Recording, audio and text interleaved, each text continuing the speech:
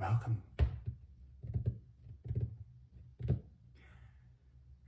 Today, I'll be taking you through a second portion of my trip to California. In my first part from a week ago, we went through maps and history of Yosemite National Park in the High Sierra of California.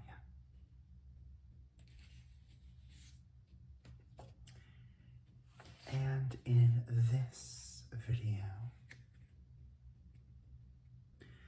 we will be looking at a second and third national park that I had the chance to visit in June. These are two separate parks.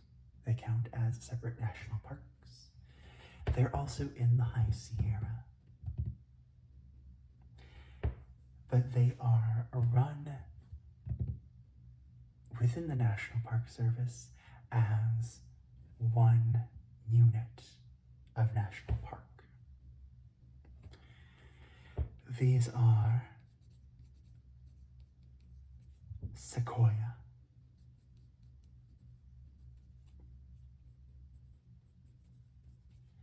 and Kings Canyon.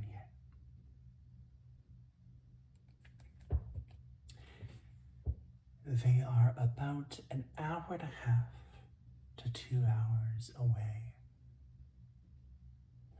from California's Central Valley,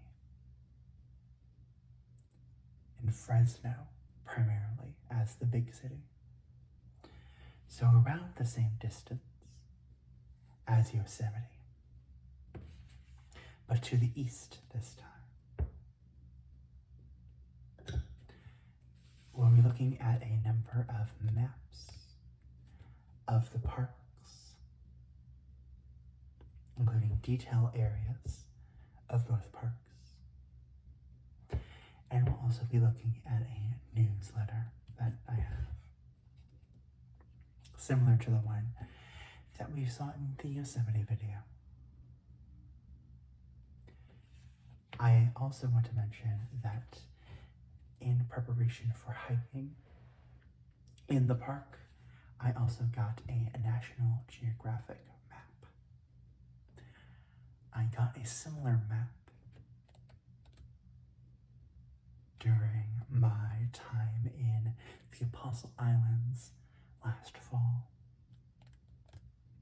and I found it helpful, but it will be too large for and too zoomed in to be of use of us for this video.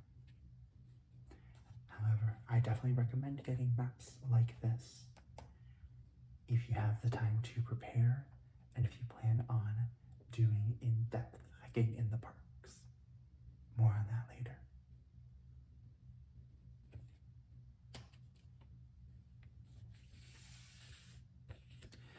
Let's start with the official map. We have our classic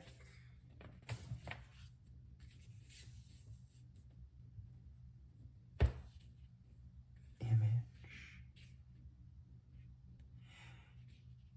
of the unfolded map cover, and I believe this is of Mount Whitney, the highest point in the lower 48 states.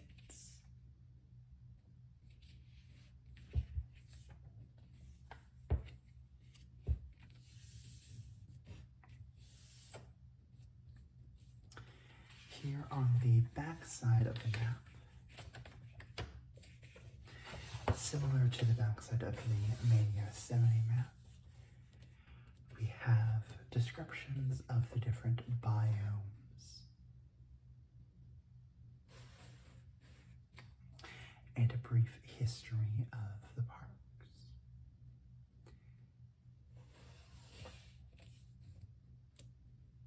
Both of the parks that would become Sequoia and Kings Canyon originated in 1890, which is around the same time, in fact, I believe the same year, that Yosemite expanded from just focusing on the Yosemite Valley and the Mariposa Grove to encompass the total area. However, this part of the Sierra Nevada had a bit to go in terms of history of expanding.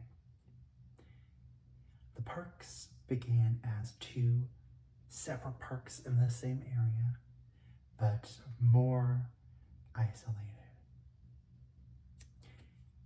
Sequoia has always kept its name, and it was established in 1890, as I said, to protect the groves of giant sequoia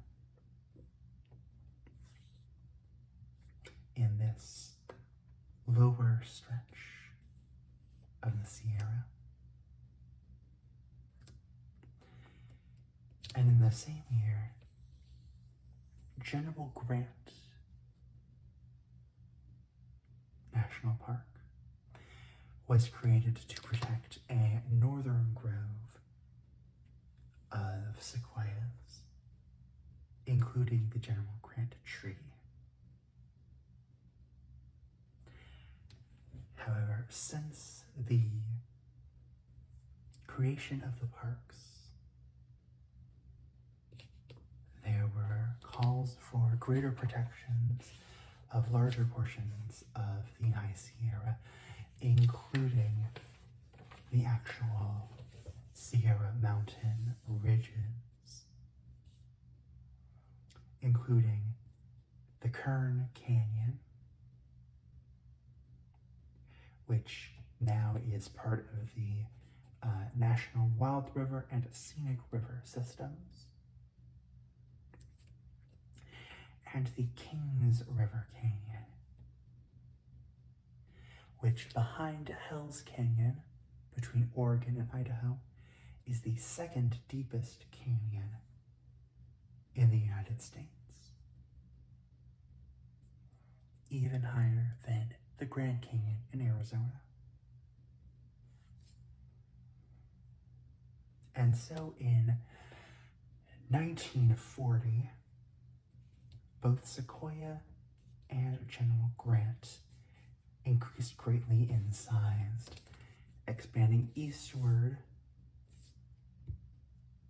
to the Sierra Nevada crest along this eastern edge of the parks. And while Sequoia kept its name, General Grant Park became Kings Canyon National Park.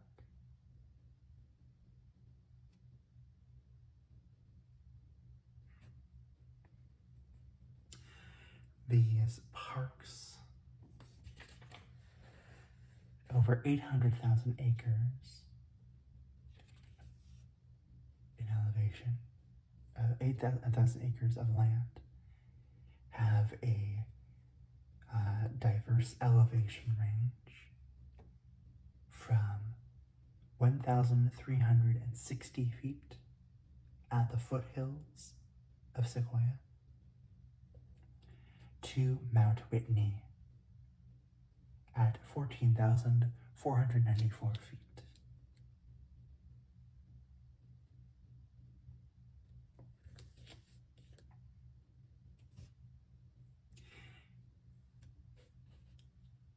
Between these biomes, there are the foothills,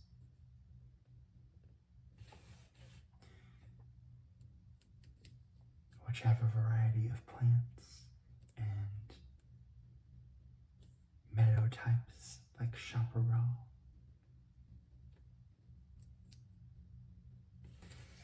You have the alpine and subalpine biomes,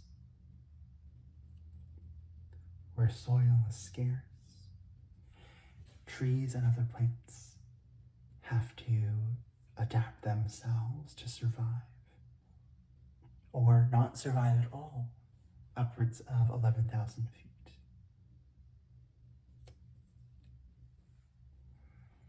You have the rivers and the canyons, particularly the Kern, the Kings, and the Sequoia.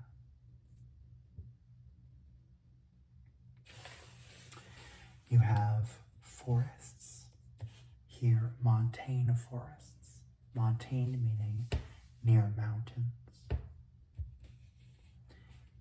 with many different types of trees, including white fir, sugar pine, incense cedar, ponderosa pine, and of course, the giant sequoia.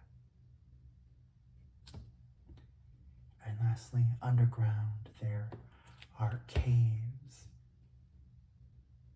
carved out by rivers moving underground.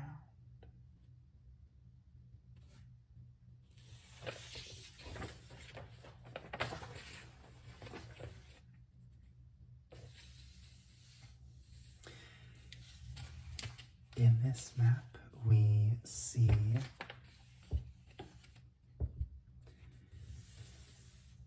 the primary popular visiting spots in the parks.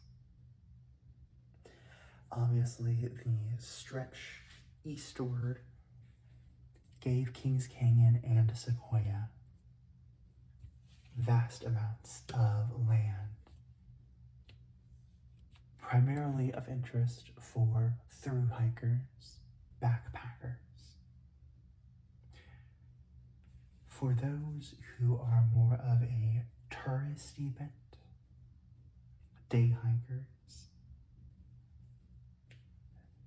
there is the General's Highway,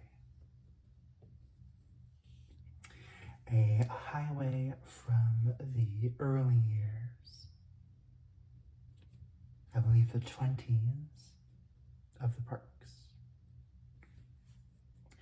that wind themselves along the valley walls,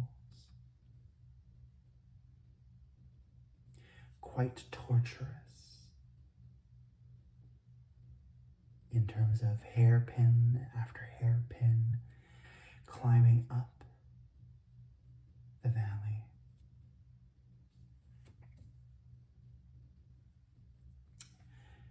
Within Sequoia, there are a number of major areas, including the giant forest, which has the greatest concentration of sequoias in the parks.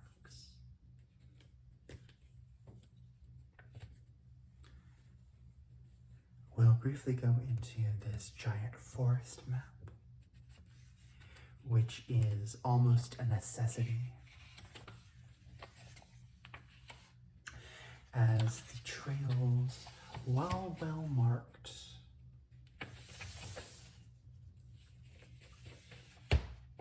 are many,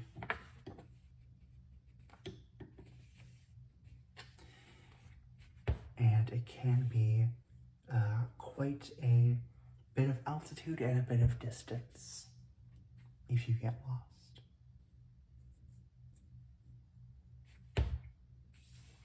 Along the southern end of the giant forest is one of the most popular hikes, Morro Rock,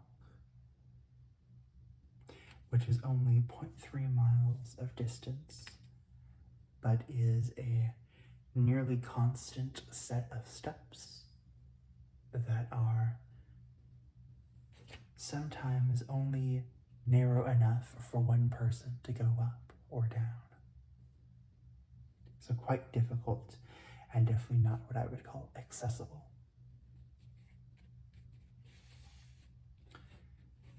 Further north, you have sets of sequoias like the Roosevelt tree, the triple tree, the Parker group, the auto log, tunnel log, which is popular to drive under,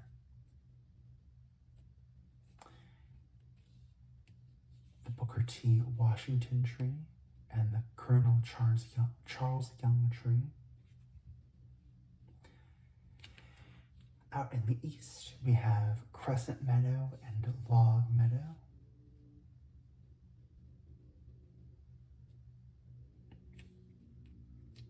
Which are quite beautiful meadows that are quite peaceful and welcome respites from the heavy forest around.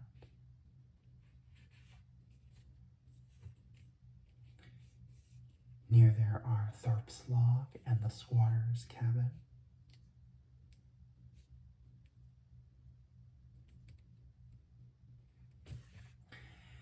Further north, you have Circle Meadow with the Pillars of Hercules and Black Arch, Bear's Bathtub and the Washington Tree. And farther north still, you have some of the most popular clusters on the Congress Trail, noted for having both the House group and the smaller Senate group, with both the President Tree, Chief Sequoia, McKinley, Lincoln, and the Founders Group. Farthest north, among the giant forest, is General Sherman, which is notable for being the largest single-stem tree in the world.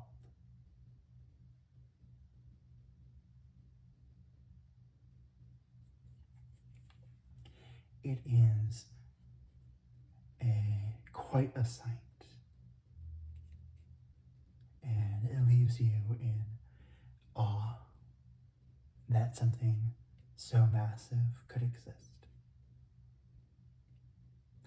There are larger trees in the world, but those are largely multi-stem, multi-tree, essentially, tree organisms that are interconnected, like the pando of Utah.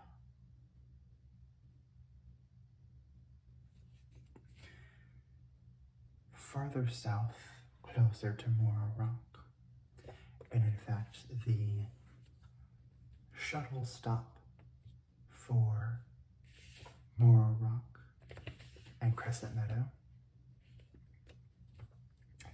is the Giant Forest Museum,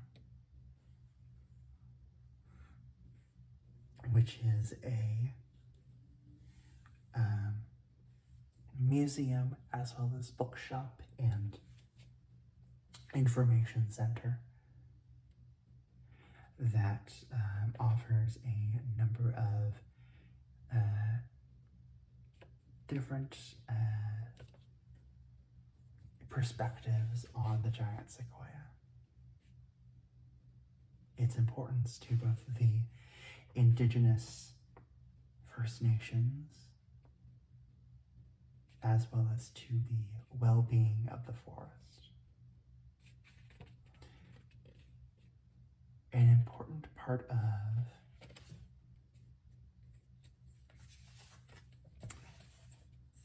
maintaining the healthy forest, especially for sequoias, is to have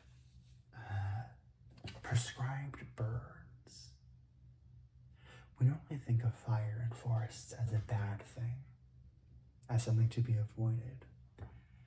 but in fact, many organisms, including the giant sequoia, benefit from fires because that is when their cones of seeds open up and allow the seeds to spread.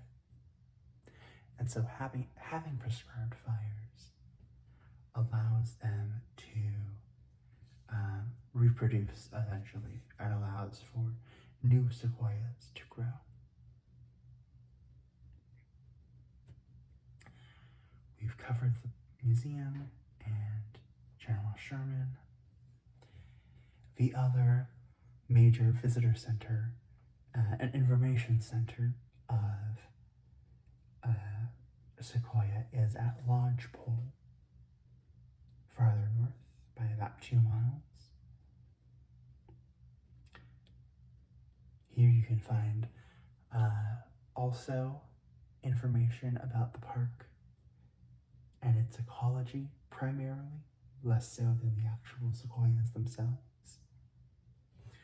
It is also near the trailhead for Tacopa Falls, which is a popular waterfall to hike to.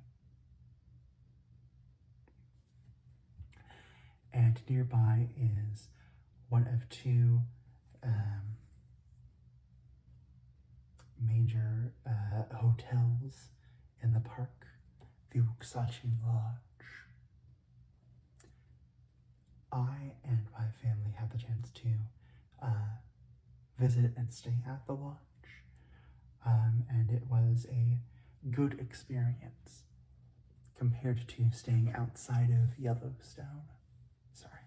outside of Yosemite like we did with Yosemite.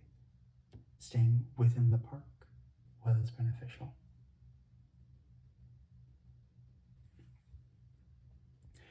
Outside of the main parts of, along the core parts of Sequoia, there is also the Lost Grove near the border with Kings Canyon.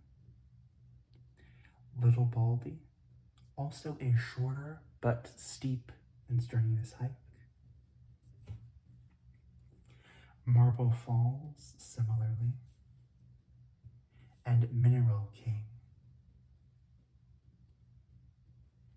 an area that is closed in the winter and that is a more remote ranger station and mini resort in the has a restaurant and places to sleep sense.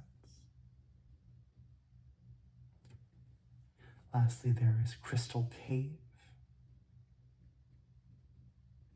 which is an underground cave that is, from what I have heard, a sight to behold, but that I could not visit at the time because it is closed for 2024.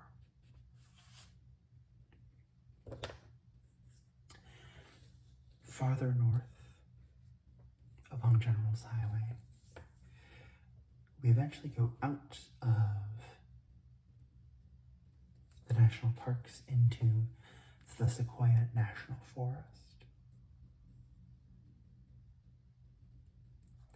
And we inch our way into the original portion of then General Grant National Park. We have Redwood Canyon and the Redwood Mountain Grove,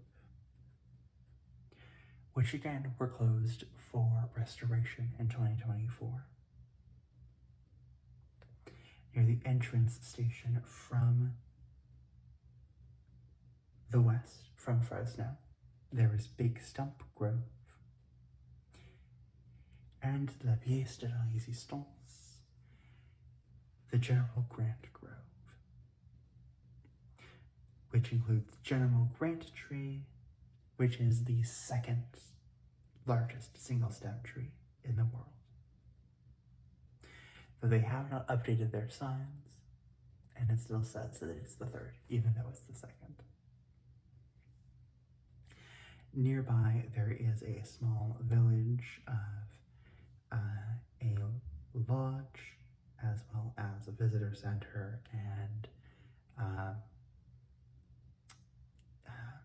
souvenir shop. Also educational, also a source of internet, and a postal service.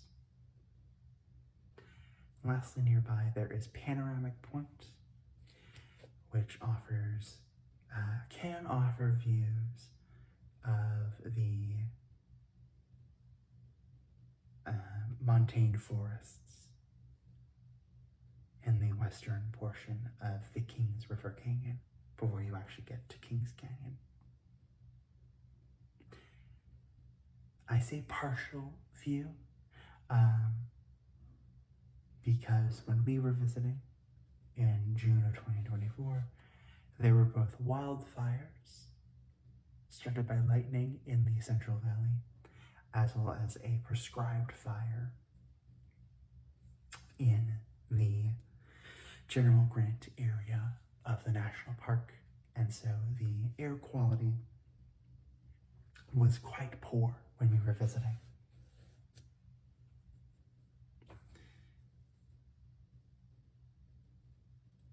Along the highway,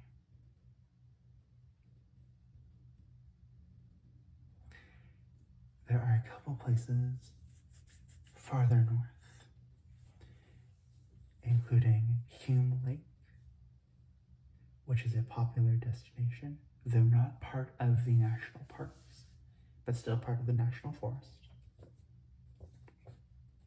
And we get to the continually windy roads of California Highway 180,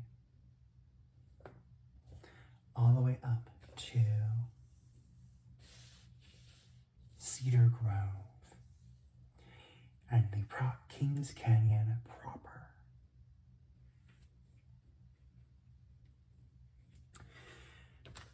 Here we will use our second zoomed in map of Cedar Grove, which unfortunately, due to the poor air quality, my family and I were not able to visit.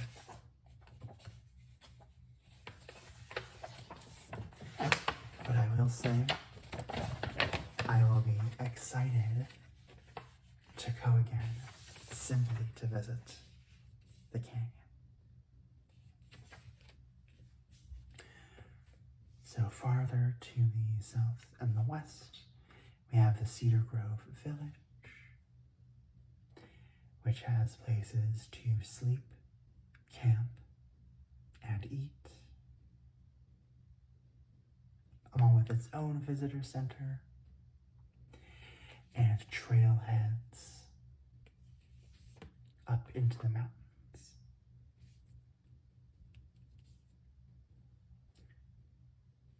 Farther east, we have a viewpoint of the canyon. We have Knapp's Cabin.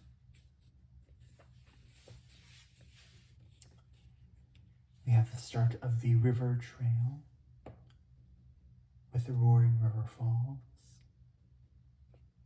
an easy hike.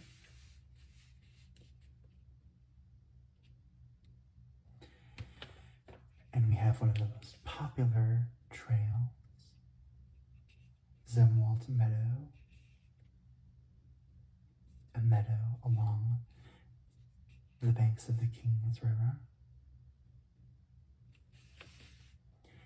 And we have the Road's End Loop, which fittingly is at the end of the road.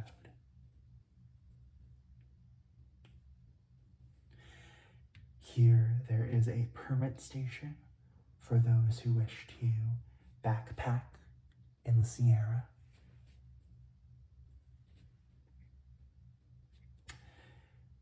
Following the Copper Creek Trail, upwards and northwards. Visiting Mirror Rock, which does not need a permit. Or doing the popular Mist Falls Trail.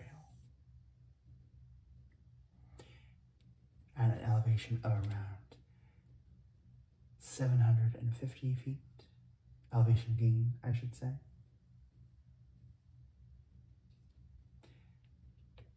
With a halfway point at Bailey Bridge to go along Bubbs Creek for the Bubbs Creek Trail.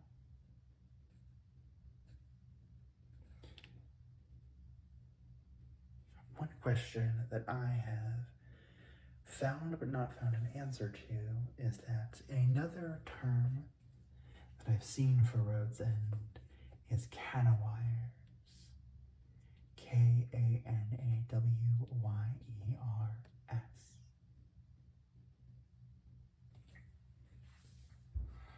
If anyone has an answer to that, I would love to hear in the comments. But that is another name and another loop trail from Road's End.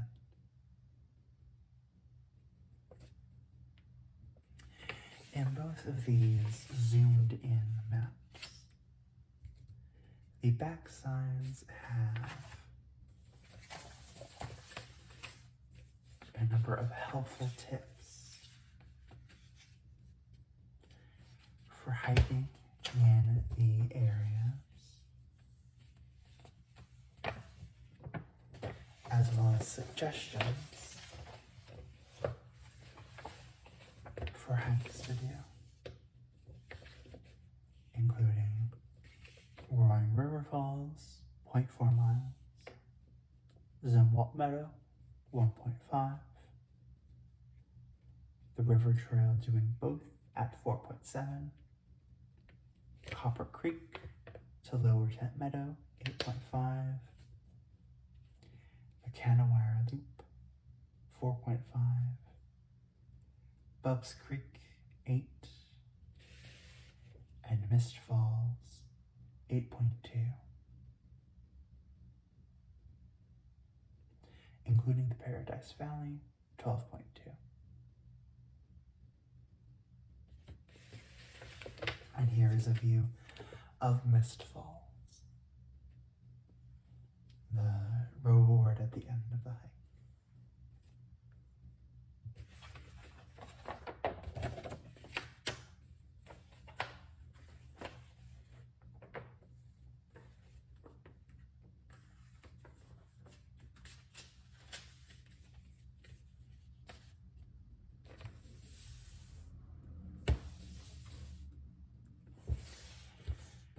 Here along the right edge of the map, we have a number of informational tidbits, including places for lodging, with how to get to the parks,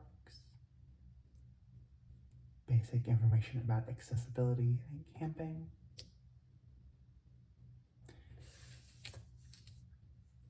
basics of places to visit, including the visitor centers, Crystal Cave, the Sequoia Groves, Moore Rock, and Mineral King.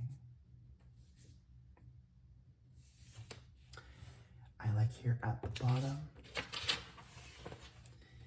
there is a grid of distances to and from different places in the park, as well as to different areas around, like Lake Kauea or Fresno or Visalia, both of which are towns in the Central Valley close to the parks. I believe the longest distance between two places in this grid is the 106-mile and 5-hour driving distance from Mineral King Ranger Station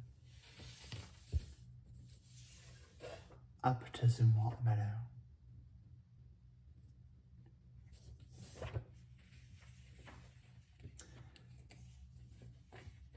which may not seem like that much of a distance vertically, but with all of the winds of the road and back and forth, that makes sense.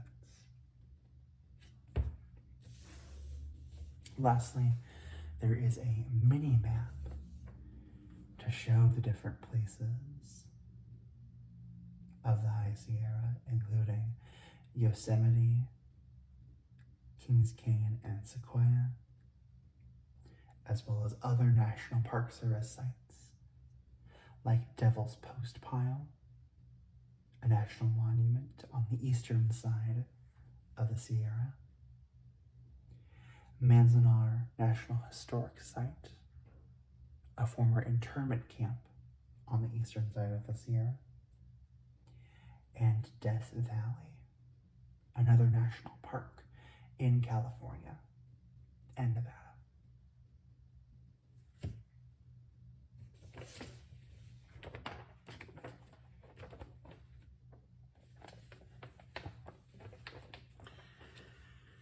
Lastly, I would like to show off the Trip Planner newsletter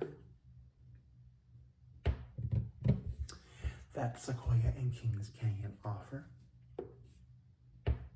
This was as of summer 2024 when we visited. And it really highlights the land of giants that are the parks.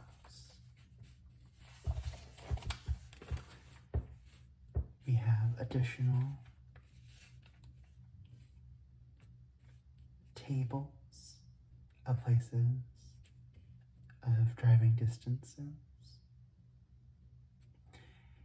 We have the hours that the visitor centers are open. And important to note, Cedar Grove and Lodgepole visitor centers close in late September.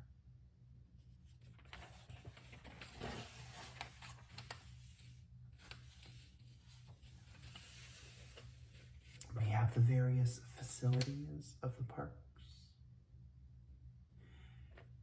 including the Foothills, Lodgepole Visitor Centers, the Giant Forest Museum, the Waxahachie Lodge for lodging, Silver City Mountain Resort, also for lodging, but privately run,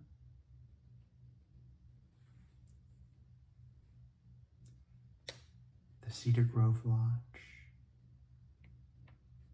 and the John Muir Lodge, also for lodging in Kings Canyon.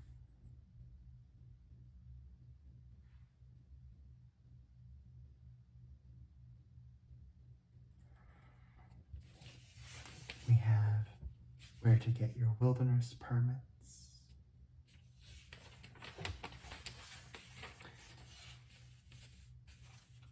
where to go camping and the costs, including the costs for passes to get into the parks for one time or for annual passes or lifetime passes.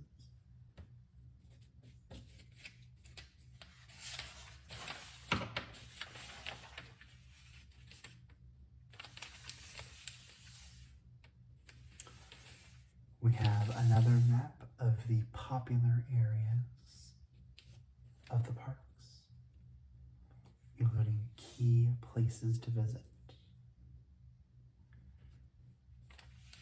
including the Big Stop, General Grant, the North Grove Loop, Panoramic Point. Where's number 5? Roaring River Falls, Zumwalt Meadow, Canawire Loop. Interestingly, not Mist Falls. The Kings Canyon Overlook, Lost Grove,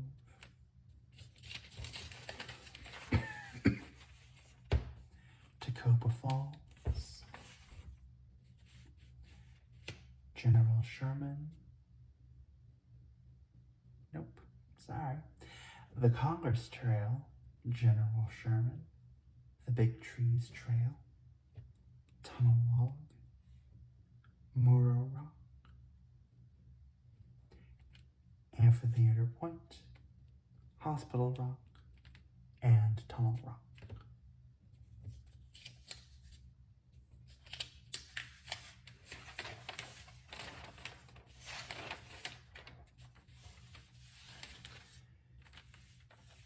We have basic safety information in English and Spanish.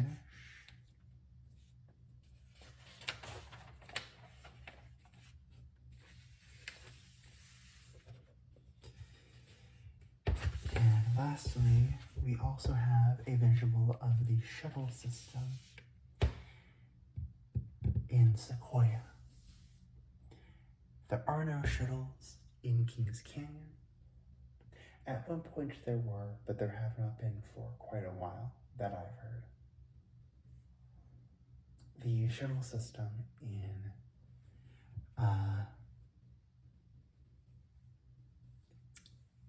Sequoia has 2 minivan routes. Route 3, which goes from the Lodgepole Campground to the Lodgepole Visitor Center and Muxachi Lodge, and then back to the campground, as well as from from the Giant Forest Museum to Morro Rock and Crescent Meadow, and back again. There are also larger shuttle bus routes, one that connects the campground to the visitor center in Lodgepole, the General Sherman Tree, and the Giant Forest Museum. And another shuttle connects the Giant Sherman Tree to the parking lot for General Sherman, because there is no parking other than small accessible parking lot, and to Wolverton Trailhead, and then back to General Sherman Tree. All of the shuttles that I mentioned are free for visitors to the parks. The last shuttle that is not free is one that goes from Visalia up the General's Highway to the Giant Forest Museum, from which you can travel along any of the other shuttle routes. For those who are afraid of driving the General's Highway in general, and who are willing to pay the fee for the shuttle, which I frankly have not checked, though I probably should have, it is an alternative.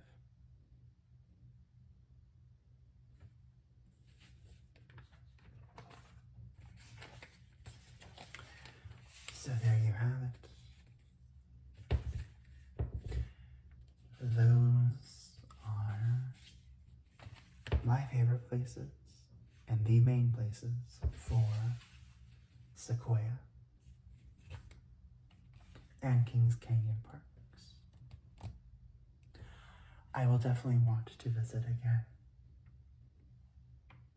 And if you are considering a trip to Yosemite, you may wish to extend it and visit Sequoia and Kings Canyon as well. For all 3 parks, remember that driving in the parks is quite windy at many places, and can really test your nerve. So be careful, be gentle with yourself, and also be sure to respect the natural wildlife of the parks.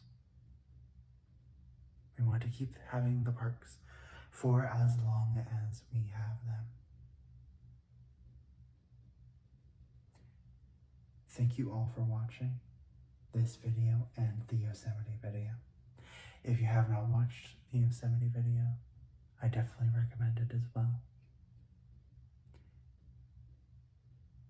Thank you all again, and have a wonderful rest of your day.